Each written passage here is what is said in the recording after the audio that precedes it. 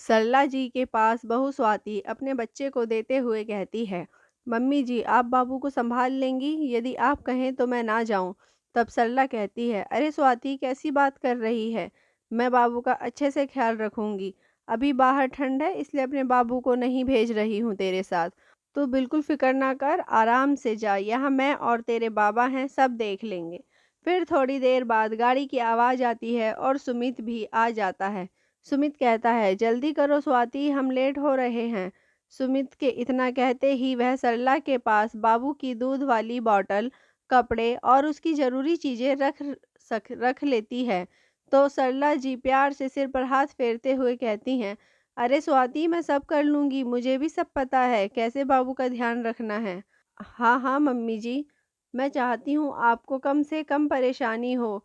यह कहकर पैर छूकर निकल जाती है। फिर थोड़ी देर बाद नंद नेहा आती है और पूछती है, अरे मम्मी आप बाबू को संभाल रही हैं, भाभी कहाँ हैं? फिर सरला जी बताती हैं कि सुमित और स्वाति एक शादी में गए हैं, वो कितने दिनों से नहीं गई इसलिए सोचा उसको भेज दूँ तो उसे अच्छा लगेगा। ये अच्छा है मम्मी, छोटे बच्चों को आप संभालें और भाभी आराम से घूमें, ये भी कोई बात है? तू कैसी बातें कर रही है बेटा? अगर अपने पोते को संभाल रही हूँ तो तुझे क्या दिक्कत है? तू ये सब क्यों सोच रही है? तुझे खुश होकर बाबू को मेरे साथ संभालना चाहिए और तू ये बातें करने बैठ गई। और सुना क्या हाल चाल है? मम्मी मेरे यहाँ तो सब बढ़िया है, यहाँ मुझे कोई सही नहीं लग रहा है। आप भाभी को बहुत छूट दे रही हो, देखना एक दिन सर पर नाचेंगी। अरे तू कैसी बहकी बहकी बातें कर रही है स्वाति? शादी में गई है ना कि कहीं घूमने? शादी के बाद कहीं घूमने भी नहीं गई। अब भी मैं उस पर पाबंदी रखूं? अगर तेरी सास तेरे साथ भी ऐसा करे तो तुझे कैसा लगेगा? और 2 दिन की ही बात है, मैं संभाल लूंगी बाबू को। थोड़ी देर बाद एक फ़ोन आता है तो वे सुनार से बातें करते हुए कहती है, हाँ हाँ भैया सेट तैयार हो तो भिजवा दीजिए। इतना सुनते ही फिर बेटी पूछती है, मम्मी क्या मंगा रही हो? तब उसकी माँ कहती है, मैंने एक गले का सेट बनवाया है, उसी की बात चल रही थी और वो सुनार आज दे जाएगा। अच्छा मम्मी किसके लिए हार बनवाया है? नेहा पूछती है। तब वो कहती है कि मैंने अपनी बेटी के लिए बनवाया है। तो नेहा चहक कर कहती है कि मम्मी मेरे लिए? अभी क्यों, आपने मेरे जन्मदिन पर डायमंड की रिंग तो दी थी। तब सरला जी कहती हैं, तेरे लिए नहीं, स्वाति की मैरिज एनिवर्सरी आ रही है तो सोचा उसके लिए पहले से बनवा लूं। फिर नेहा कहने लगती है, मम्मी आप तो भाभी को साड़ी भी गिफ्ट कर सकती थी, हार की क्या ज़रूरत?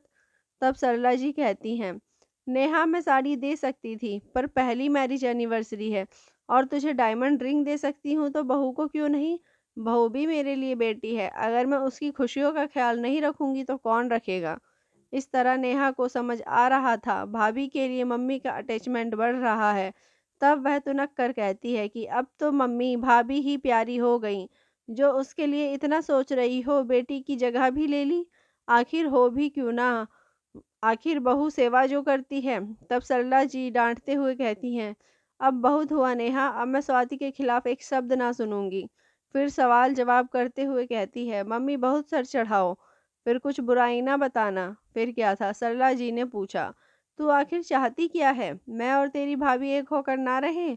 मैं दुखी रहूं और उसे दुखी करूं? बस तू जब भी आए अपने दुख भरी कहानी का पिटारा खोलकर तेरे सामने बैठ जाऊं तभी तुझे सुकून मिलेगा।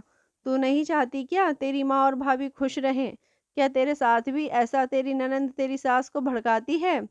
नहीं माँ, मेरे साथ ऐसा नहीं होता। अगर तेरे साथ नहीं होता तो तू कैसे सोच सकती है बहू का दर्द? तुम क्यों नहीं समझती? तू भी एक बहू है, अगर तेरे साथ ऐसा हो तो क्या तुझे अच्छा लगेगा? नहीं ना।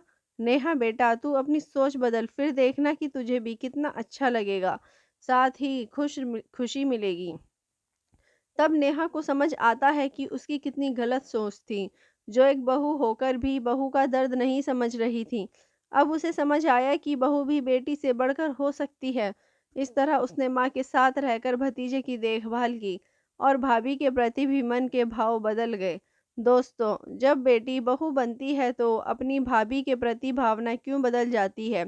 वह समय उस जगह पर रखकर क्यों नहीं सोचती है, आखिर वह भी बहू है, उसे बहू का दर्द दिखना चाहिए, ना कि उससे चिढ़े। अगर बेटी को माँ का प्यार मिले तो उसे अच्छा लगता है, लेकिन वही उसकी भाभी को माँ का प्यार वैसा ही दे तो बेटी को चिढ़ होती है। क्यों? वह बहू होकर बहू का दर्द क्यों नहीं महसूस करती? आज भी ये भावना नंद भाभी के रिश्ते में कहीं न कहीं देखने को मिलती है। इसी कारण बहू को माँ जैसा प्यार नहीं मिलता, क्योंकि सास के मन में कड़वाहट भाव भरे जाने के कारण बहू ये दर्द सहती है। उसके प्रति काम करने का भार डालना और कहीं आने-जाने की आज़ादी पर रोक-टोक ही बहू का दर्द बन जाता है। यही हमारे समाज की मानसिकता है। इस मानसिकता के चलते बहू पर बेड़ियां बांध दी जाती हैं।